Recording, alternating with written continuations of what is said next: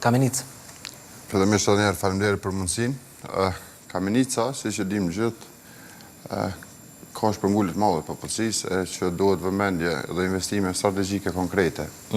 Fillimisht për me kriju parakushtet për zhvillim ekonomik e që ka me pas impact edhe në ndaljen ose vazhdimin e zhvillimit jetës së banorëve atje, por edhe mundësia e prurjes së donatorëve ose bizneseve tjera në komunën e Kamenicës, e kjo mundet me u bë sikur të themelohet zona e lirë ekonomike për faktin që jemi në pa kilometra në qasje në korridorin e 10 të autoudhës ndërkombëtare e që prej Kamenicës është qasja hiq më shumë se 20 kilometra, e kjo është rrethon lehtësuese, por investime strategjike në komunën e Kamenicës edhe konkrete do të ishin faktorët kryesor që Kamenica ta merr vëmendje.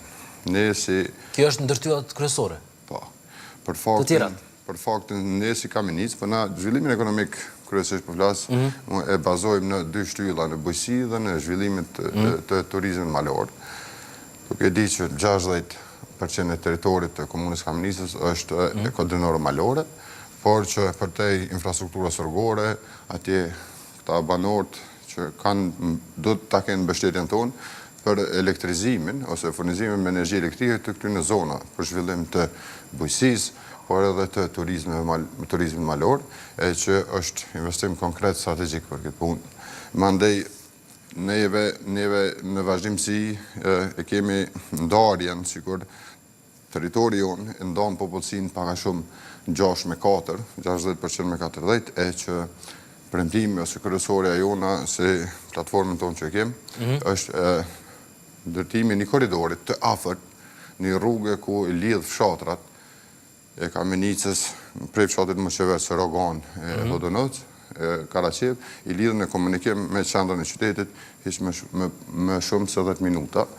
Është një projekt me gjatësi prej 7.5 km dhe vlera investimit aktualisht si paramas e kalkuluar nga ekspertët tanë është 2.3 milion euro, e që kishim mujt bashkarisht edhe me bashkëfinancim, por edhe me ndihmën e Ministrisë së Infrastrukturës, është jetike që komunikimit banorëve tanë të funksionalizohet dhe të futet më shpejt. Për faktin se ajo pjesë e komunës e Kamenicës më shpesh komunikon me Gjilanin, ose autobusët që janë linjat autobusëve, taksisëve, më shpesh komunikojnë me Gjilanin se me qendrën e Kamenicës, e kjo është një diçka që komuna nuk ka mujtë me realizu deri sot, e që na besojmë që është kruciale komunikimi banorëve me vetë.